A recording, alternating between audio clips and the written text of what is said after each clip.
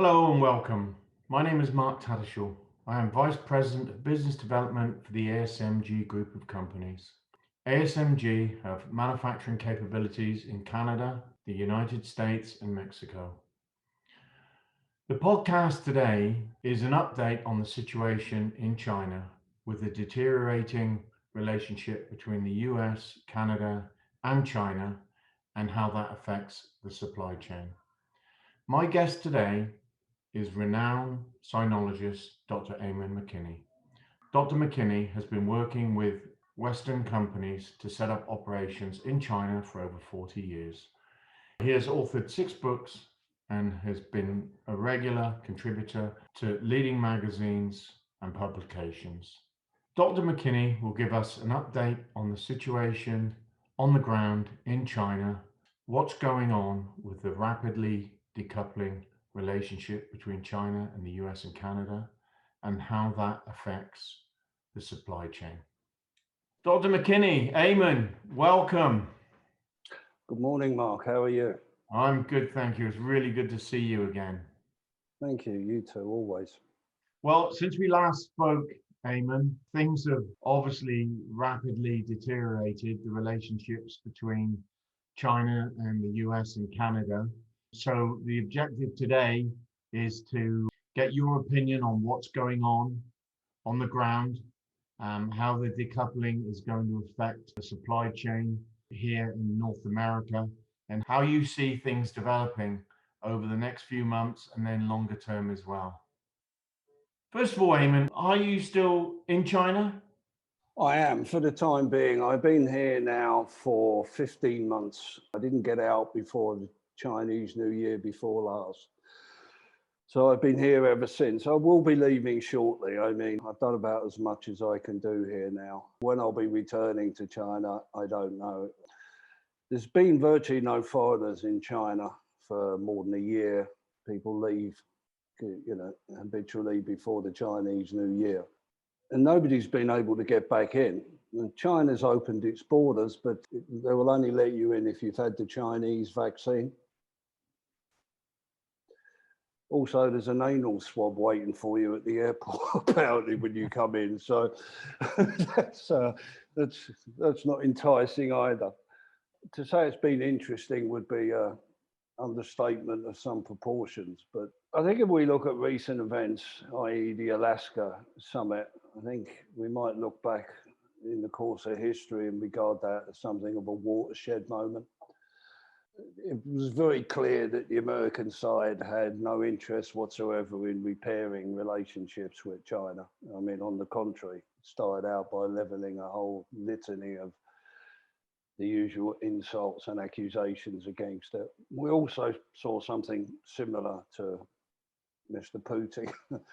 I think Biden called him a murderer or something. So I think it's fairly obvious that America had no sincere interest in repairing relations with some of these other countries. But hopefully what that has done is serve to wake up the American people about exactly what is happening. And that is that there is decoupling going on. Both these blocks are going in completely separate directions. And we've been seeing this for the last year, this separation into two different systems. Obviously, technology, Huawei's been banned, a number of other platforms, just as other platforms from America are banned in China now. But we're seeing a complete breakdown of the supply chain as we know it. It's inevitable now that both these countries go their own way and there's less and less trade or interaction between them. Nothing good, I'm afraid, nothing good. But this has been known to the Chinese for some time. For the last year, when the rhetoric stepped up considerably, just immediately post-COVID under Trump, the Chinese people have realized that there's no future in business with America and they really don't want to be dealing with them anymore. And that's accelerated considerably just in the last week or so. If you see what public sentiment is in China, it's a shame that it's come to this, but come to this it has. Can you give us some examples of that, Eamon, please? Well, for the last year, we've been dealing with Chinese manufacturers here who have had long relationships in many cases were American suppliers. And the sentiment over the last year has increasingly become that we don't want to do business with American companies anymore. We don't see any future in it. And the prevailing sentiment of the Chinese public is that why are we helping the American economy? Why are we manufacturing products for them that they're going to turn against us? So that's where it's come to. I mean, this has happened gradually. There's been a whole succession of different assaults on China, and they're taking it personally. Where Alaska was the turning point is China knew what to expect from the American team. It's the usual litany of accusations that they opened up with. China would normally respond in diplomatic language, but this time it was different. They more or less said enough. You know, America is in no position to be criticizing us for human rights or anything else. So that was the Americans' opening gambit, and the Chinese side essentially responded by saying, okay, enough is enough, you know. And that's where we're at. I mean, it's a dangerous situation. I never expected this to escalate into a military conflict. I thought that the stakes were just too high for everybody involved. Now I'm not so sure. America's been trying to destabilize the situation between Taiwan and China for some time now, and that's a very, very, very sensitive point with the Chinese. The one China policy, which has been in place since the Nixon years, has now been broken. Under the Trump administration, they started recognizing Taiwan, abandoned the one China policy. And that is a sacred issue to the Chinese. That's a major red line that's been crossed, and I don't see there's any backtracking on that mark. So we're in a very dangerous situation at the moment. And this goes way beyond any trade issues. Okay. Eamon, since the Trump administration, there have been tariffs and sanctions against the Chinese, in particular Chinese companies. So what is the effect, you know, on the Chinese and the relationship, and the effect ultimately on North American companies as well? The tariffs haven't affected China in any serious way at all, not at least not that I've seen. I mean, those tariffs are essentially passed on to the American public. It increases the cost of the goods, and it's led to inflationary pressure. But the sanctions have had a temporary effect. Cutting China off from the supply of chips and superconductors, that actually did have an impact. But that's been redressed now, and China's chip industry is already up and producing chips. It has no shortage. Its semiconductor plant will be online very, very quickly. So it had a temporary effect, but just a very temporary effect, and it's led to China developing more self-sufficiency. I mean, it's worth noting here what we're talking about when we're talking about decoupling. It's both countries going their own way and developing self-sufficiency. That's essentially what it's about, reducing their reliance and dependency on each other. I mean, there's an object lesson here in the ways that the different economies work. I mean, China, in the space of a few months, has been able to develop its own chip industry and create that self-sufficiency. The majors in America, Intel, etc., I mean, have been waiting around with their hand out so the American taxpayer can fund them to set up. So I think now they've got 37 billion from the taxpayer. Intel are going to start producing chips, but too little, too late, I'm afraid. The Chinese have accepted decoupling for the last year, and they've moved towards self-sufficiency very rapidly. Whereas the Americans haven't responded at all with any sense of urgency. We're seeing now, I mean, the effects of the disruption hitting home, where all major US industries are suffering from shortages. Computer chips are essentially getting most of the ink for shutting down the automotive industry, but it's more than just computer chips. There's shortages of absolutely everything. Componentry, raw materials, fabrics, everything. So China's moved a lot quicker in accepting the reality of decoupling, and America has been far too slow. So China's achieved its self-sufficiency much quicker. The reality of the matter is that there's very little that China needs from America now, if anything. China doesn't need America, but as we're seeing now, it's painfully obvious, is that America still needs China for a number of different things. Oh, thank you. Eamon, we've all seen the news this week, what happened when that huge container ship blocked the Suez Canal and the ramifications of that. That certainly has not helped, the supply chain here in North America. And, there are some issues related to that, and a recent article that you wrote as well, relating to the dollar and, how, again, China and Russia and other countries are decoupling from the dollar. Can you elaborate on that, please? Well, first things first, the situation in the Suez, that's been stuck, I think, for about a week. I saw this morning that they've just freed it, so things should be rolling again. But one report I said is that although the delay was only a week, it will take a year to untangle. The knock-on effect, the domino effect, if you like, of the long-term effects of that. So that just 1 week of delays could result in congestion lasting up to a year. It's a complicated process. It really shows how delicate the supply chain is as well. Well, if you needed to any more examples of just how fragile the global supply chain is, perhaps that was the final nail in the coffin to drive that home. Any context of supply chain security now, that can only apply to people who are making domestically, because global supply chains are full of choke points, such as, the Suez Canal. That one narrow channel can shut down half of global trade and cause disruptions that are going to last a year. It's not the only choke point in world trade. We have the Straits of Hormuz, we have the Panama Canal, the Straits of Malacca. There's a million places where anything could happen that would completely disrupt the supply chain. So what's happened in the Suez, you might look at that as a metaphor for the current situation. But again, I think it's just going to drive home, just how fragile global supply chains are. When it comes down to the dollar, that's the most pressing issue that's facing American business today. The dollar has maintained its role as the world's reserve currency since essentially 1945.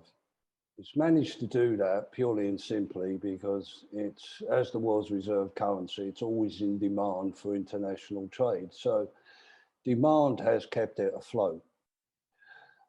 That's no longer the case. Part of the reason it's maintained that status as the world's reserve currency is the absence of any logical alternative, but alternatives do exist now. To give you an example, in 2005, 90% of global trade was conducted in dollars. Last month, February, it was about 38.5% of global trade was conducted in dollars. And that's fading very, very, very quickly.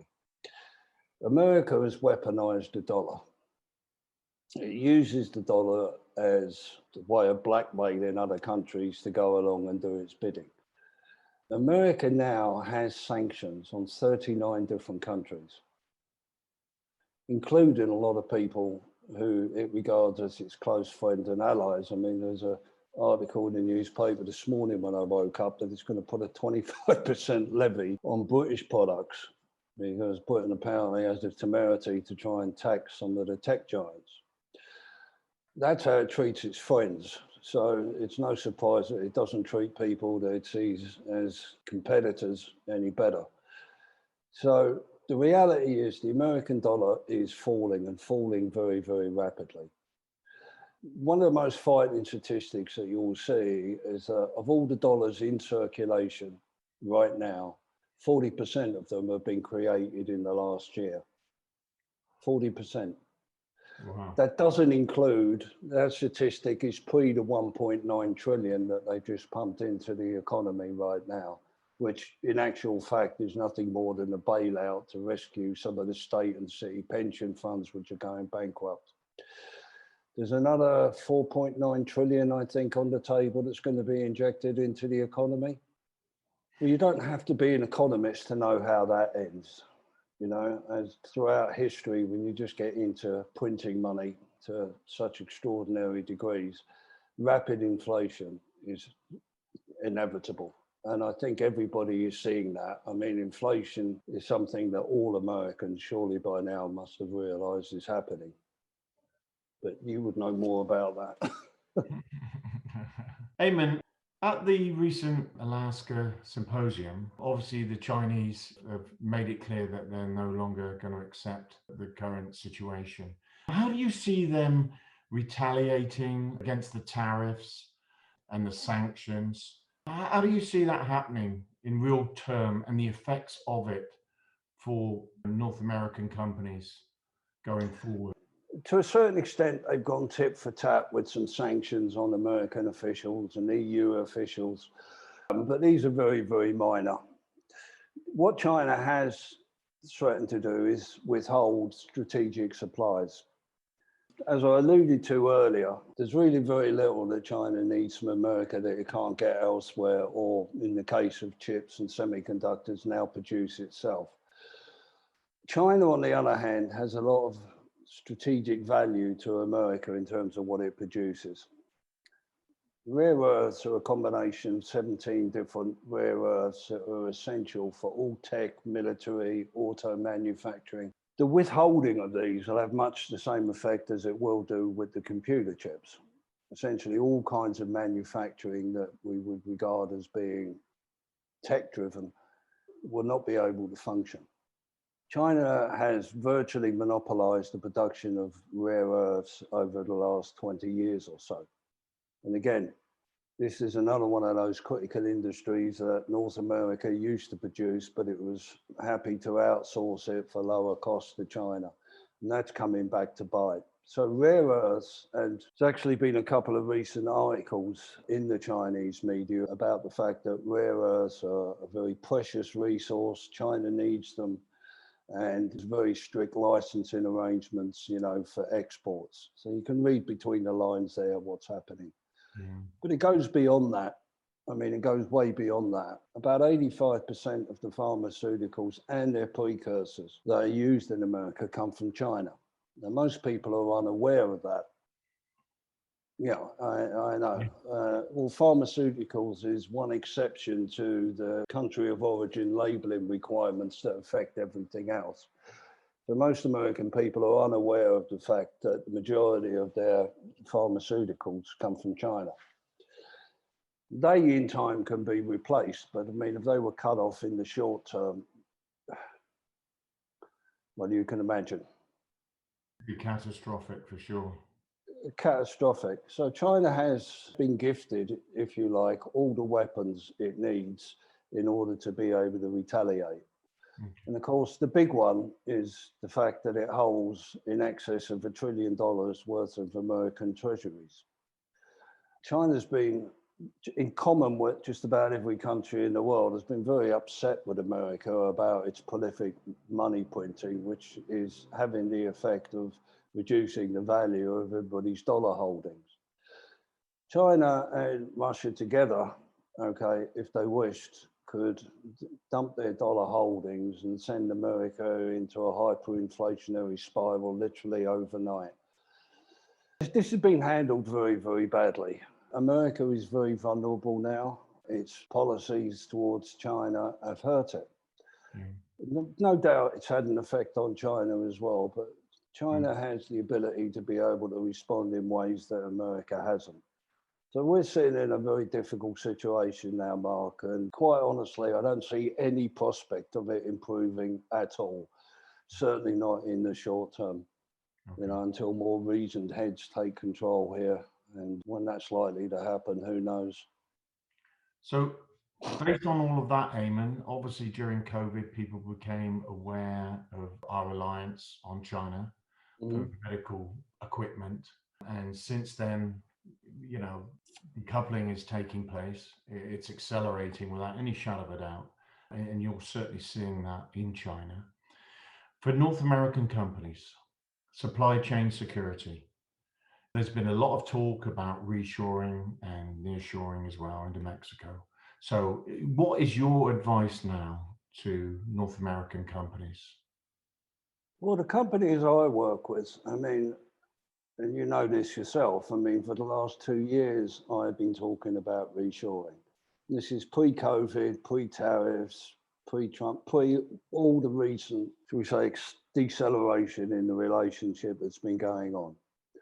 And the reason is, when we're talking about industrial products, the automatic price advantage that China used to confer isn't there anymore. China can still produce, shall we say, a lower part price for componentry. But if you take all the other factors into consideration, the total cost of ownership by that product, once you include shipping, inventory, capital investment, and that sort of thing, really isn't the cost case there anymore. I mean, the products that were offshore to America went for one reason and one reason only, and that was a lower part price. There was no other reason. It was just purely cost. For that, they sacrificed relationships with local suppliers, quick response, the ability to be able to cooperate and coordinate with suppliers to meet short-term issues. All that was sacrificed for one thing, a lower part price. That's not the case anymore. It doesn't have that advantage anymore. So this has been the case way before COVID. Since then, obviously, we've seen the enormous supply chain disruptions, but we've also seen a change in the cost structure. The dollar doesn't have the purchasing power it did a year ago. Chinese companies no longer want the dollar. For the last 40 years, you would pay the Chinese in the dollar, they would convert them then into local currency. Now it's the other way around. If an American company wants to buy Chinese products, great, go out on the market and buy RMB and price us in that. And also the pricing is being set in RMB. So now the purchasing power of the dollar is going to become a major issue. So that's where we're at. The justification for going to China for industrial products doesn't exist anymore, and it hasn't existed for some time. That's the reality that American businesses are going to have to, come to terms with. China is no longer a low-cost solution, and the extremely fragile nature of the relationship and of global supply chains should be a slap in the face to American companies. This is a different world. We're not going to return to a pre-COVID normal.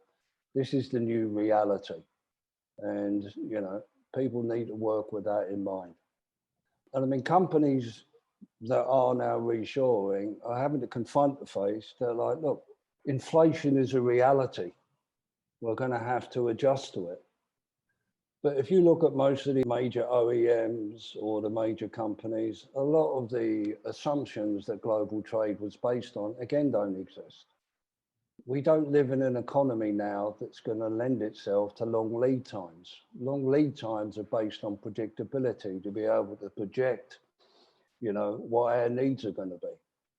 I don't know how anybody can sit there now and make a forecast for 6 months in the future with any confidence that they know what it's going to look like. Mm.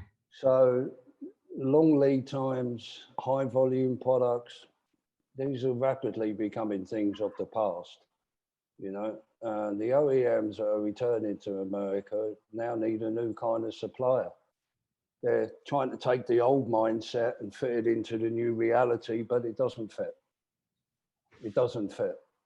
So, I read a very interesting article only today, and it was saying that the hourly wage for a Chinese worker is now higher than the hourly wage for a Mexican worker. So, with all of those other factors taken into consideration, the TCO that you mentioned, there must be a lot of companies and a lot of senior people revisiting their supply chain strategy at this time. What do you think?